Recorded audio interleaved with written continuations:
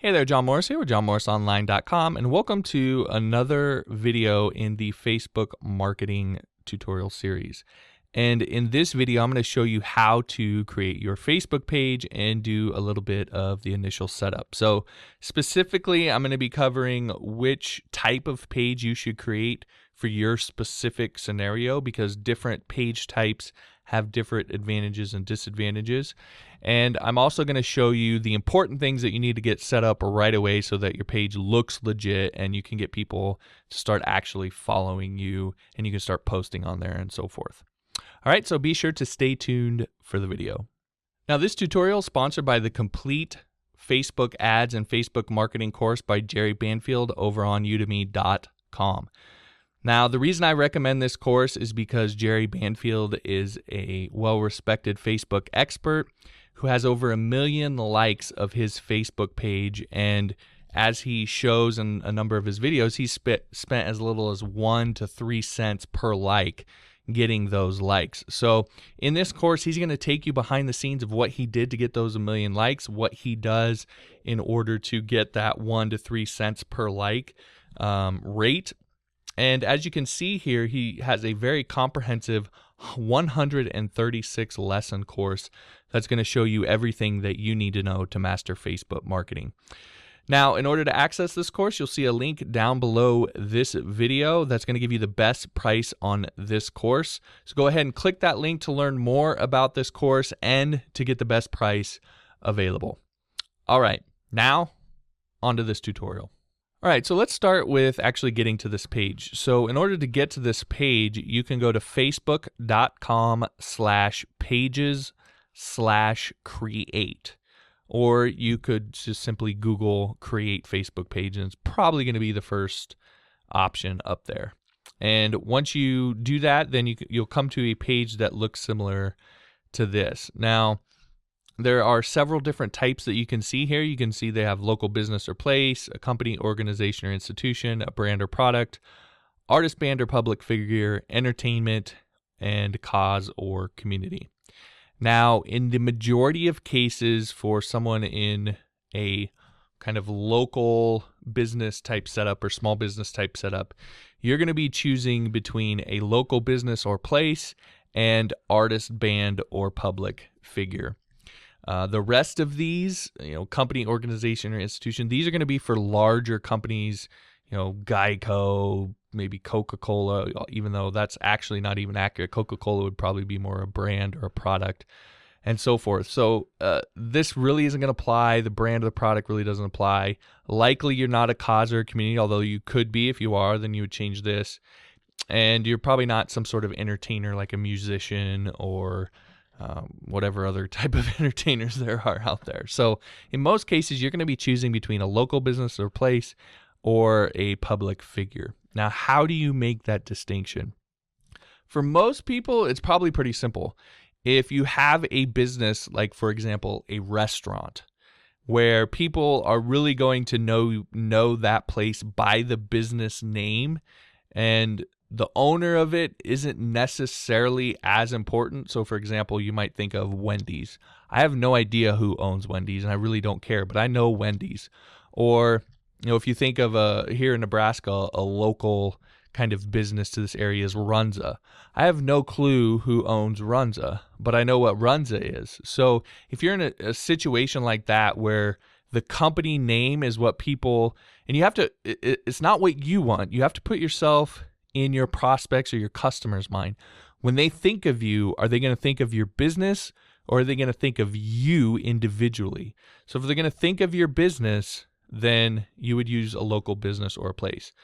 This is going to apply for most likely for things like restaurants, maybe movie theaters, maybe, local businesses like a manufacturing place. Those kinds of things are going to be a local business or a place. Now, the other type then is a public figure. You would use this if your business is centered on you individually. So this would be for something, if you're a realtor, you should be using public figure. If you're an insurance agent, you really should be using a public figure because honestly, at least I know me, most people don't care what insurance agency you work for. They care who you are. So you really should be using your own name for your page. If you're a lawyer or a doctor, those things should all be a public figure. Yes, you have a business. Yes, you probably have a storefront or a building for people to go to, but that's not what people think of when they think of your business. They think of you individually. And so you should be using the public figure category here. All right, so that's kind of how you determine between the two, whether you should be using a local business or a public figure. Now, in this particular case, I'm just going to go ahead and click through on the public figure section here. So when we click that, then it asks us to choose a category. And so you can kind of go through here and find a category that fits with what you do. Now, these aren't necessarily always the greatest fit here. For example, I don't see something like realtor or lawyer or insurance agent on here. So that's unfortunate. They really should be. But you got to make do with what you have here. So a lot of times for a lot of people, what you're just going to select is business person. And so you can select business person and then you can enter your name. So let's just go Joe Schmo. I don't even know Facebook. Facebook might actually catch that. They're pretty smart here. Let's see. Let's see if Facebook catches that I'm using a dummy name. All right, nope, it didn't. All right, so here's the cool thing. Facebook's actually going to walk you through most of the important things that you need to have on your page when you set it up so that you can start getting likes and people can visit it and actually get a sense of who you are. So, again, the first one is your description or what the page is about. So I'm going to type in something real short, but you would want to take some time and explain what you do. Now, the pattern that I like to use when I do this kind of things is who am I?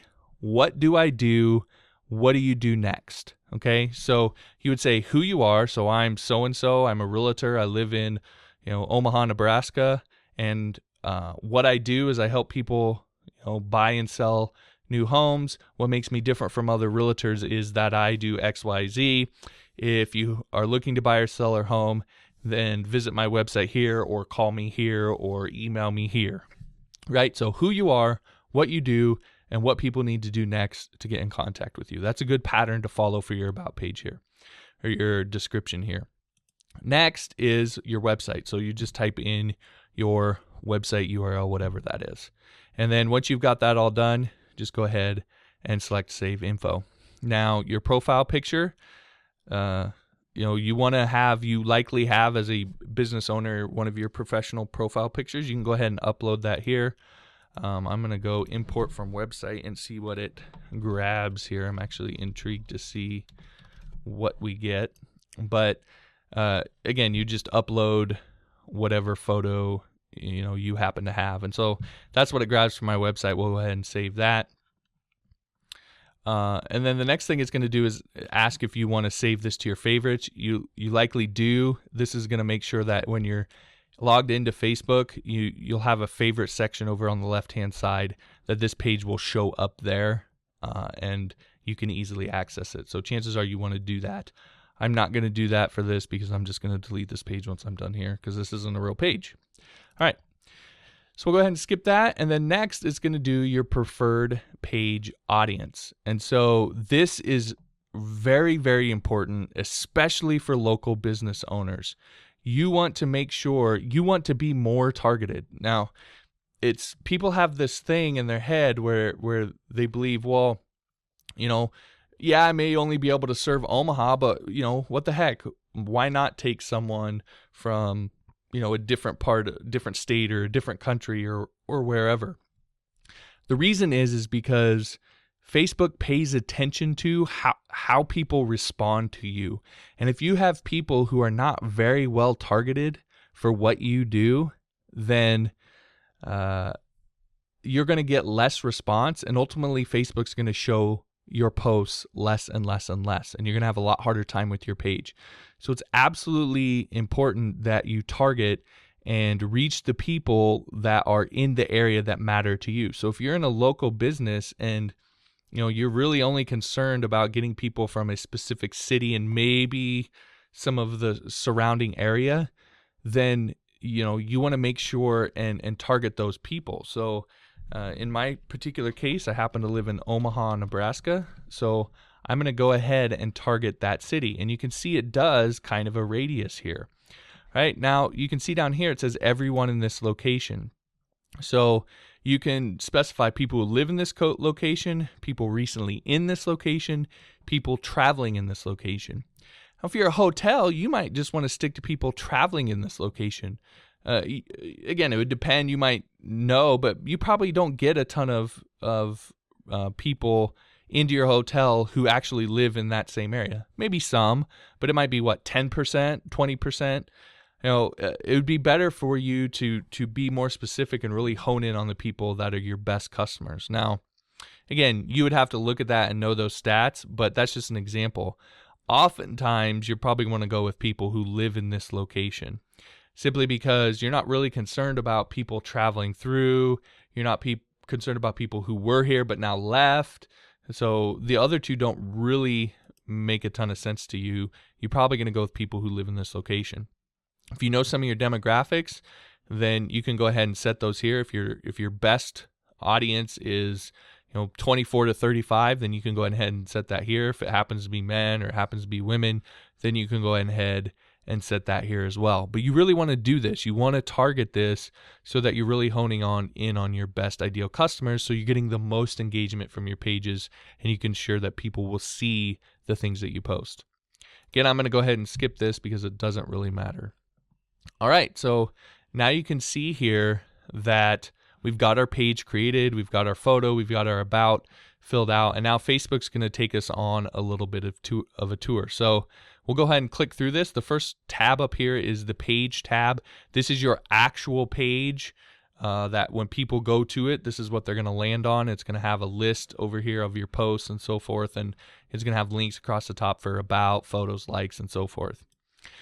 Next, this is the like button. So this is the thing people will need to click in order to like your page. I'm going to go ahead and skip this. Here you can invite your friends. So it may be okay to invite your friends, but chances are your friends aren't your target market. Now, if they are, then maybe you can invite certain specific friends, or maybe you can talk to some of your friends and say, hey, I'm going to invite you to this page. I was hoping that you might help me with this, sharing some of my stuff or commenting on some of my stuff now and again, and help me keep my page active. You can certainly do that and ask those people if they want to do that. But again, chances are your friends aren't going to be your target market, and so inviting them really isn't going to do anything for you. But if it does, then that's where you can do it. You can also use this if you have email contacts, it'll give you a link and some stuff to be able to send that to your email list. That's probably a good idea to send this to your email list if you have one. All right, so once it's done that, then you can see you have your page all set up. Really, the last big thing that you need to do then is to come over here and add a cover photo. All right, so if people come to this page and they see there's no cover photo, it just doesn't look legit. And so Facebook has it has things that requirements for it, or it has a certain size that works best here. But the best thing to do is just kind of play around. If you have an image that kind of represents your business or you think works well with your business, then you can go ahead and upload that here. Piece of advice, a lot of times what people will do here is upload some sort of banner logo or some sort of branding. Don't do that, please. Upload something. This is Facebook. People come to Facebook for people, not for brands and logos. They don't care about your logo. I'm sorry, but they just don't. So if you have something that's better, that has people in it, that shows a picture of you, or maybe it's, depending on what you do, maybe it's you with a family. If you're a realtor and you just sold their house and you took a picture with the family, say, hey, I want to use that for the cover photo. Maybe ask them, and if they say it's cool, then upload that. Or if you're an insurance agent and you're at the grand opening of a business that you're insuring and you took pictures, maybe you can upload those. Something that has people in it. That's what you want. Now, the same for your picture over here. In the majority of cases, you're going to want your own picture, your face, your professional picture. Now, in some cases, if you're a restaurant, then it would make sense to have your logo. If you went, instead of picking a public figure, you picked a local business, then it would make sense to have your logo. And then have your cover photo, maybe a picture of you and all of your staff so that you can bring a human element to it. That would all make sense. But again, in the majority of cases for local business owners, what people do, you're going to want a actual picture of your face. All right, so that's how to create a Facebook page. That's how to do some of the initial setup. In future videos, we'll get into posting and what types of things you should post and how to post and all those different things. All right, so if you're looking for, again, the downloads that come along with this particular tutorial series, then you can head on over to johnmorrisonline.com/Facebook pages. Again, that's all together, no dash. So it's johnmorrisonline.com/Facebook pages, and you can get all the slides and the downloads and everything that comes with this course. Also, if you like this video, be sure to like it. And if you know anyone who would benefit from this series, go ahead and please share that with them. All right, thanks for watching, and we'll see you in the next video.